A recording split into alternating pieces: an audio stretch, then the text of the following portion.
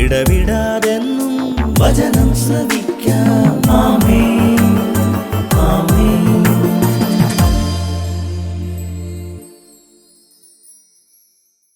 യേശുവിൻ്റെ ഏറ്റവും പ്രിയപ്പെട്ട കുഞ്ഞെ, സങ്കീർത്തനം 103, 13, 14.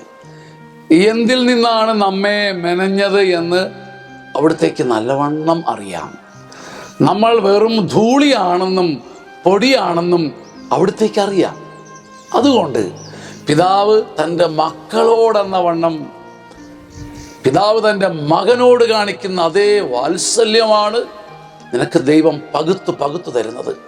ദൈവം പകുത്തു തരുന്ന ഈ മകൾക്കെടുത്ത വാത്സല്യം കുടിക്കാനും തിന്നാനും നിനക്ക് കഴിയട്ടെ. നമ്മൾ കേവലം പൊടി മാത്രമാണെന്നറിയുന്ന ദൈവം പകുത്തു തരുന്ന വാത്സല്യത്തിൻ്റെ വടി ഊന്നിപ്പിടിച്ച് നീ നടക്കുക കുഞ്ഞേ. ആമേൻ, ആമേൻ, ആമേൻ.